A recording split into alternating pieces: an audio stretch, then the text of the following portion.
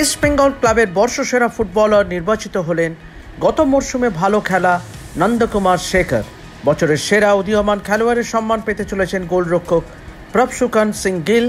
আগেই ঘোষণা করা হয়েছিল প্রাক্তন ভারত অধিনায়ক সৌরভ গঙ্গোপাধ্যায়কে ভারত গৌরব সম্মানে ভূষিত করা হবে।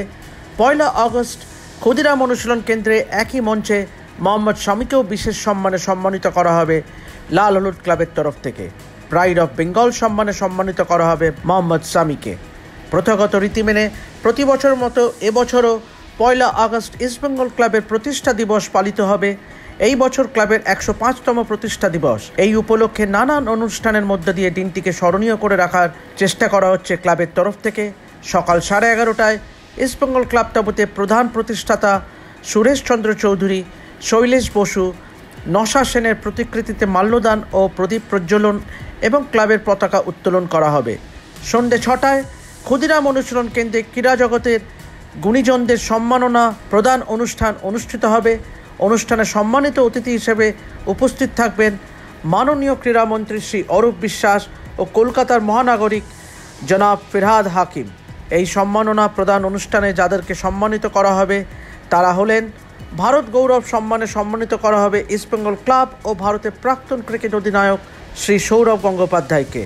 শ্রী রমেশ চন্দ্র সেন মেমোরিয়াল জীবনকৃতি সম্মানে সম্মানিত করা হবে প্রাক্তন ফুটবলার রঞ্জিত মুখার্জিকে। ব্যোমকেশ বোস মেমোরিয়াল জীবনকৃতি সম্মানে সম্মানিত করা হবে আরও এক প্রাক্তন ফুটবলার ও অধিনায়ক শ্রী প্রশান্ত ব্যানার্জিকে। বনওয়ারিলাল রায় মেমোরিয়াল বছরের সেরা ফুটবলারে সম্মানিত করা হবে নন্দকুমার শেখরকে। জীবন চক্রবর্তী মেমোরিয়াল বছরের সেরা উদীয়মান খেলোয়াড়ের সম্মানটি এবার পাবেন গোলরক্ষক প্রভসুকান সিং গিল। প্রদীপ কুমার ব্যানার্জি মেমোরিয়াল সম্মানে সম্মানিত হবেন বর্তমান কোচ কার্লোস কোয়াদ্রাত।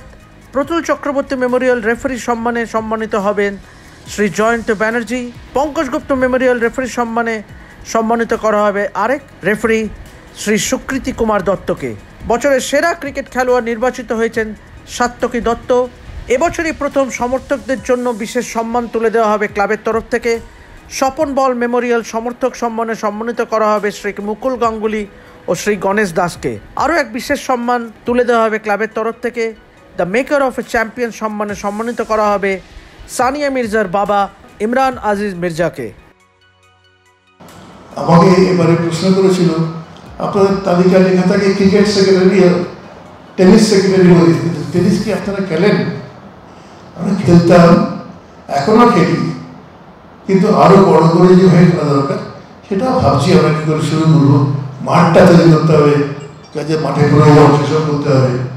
কিন্তু টেনিসের কথা বলতে গেলেই বাংলার প্রথম যে নামটা মনে আসে সানিয়া মির্জা।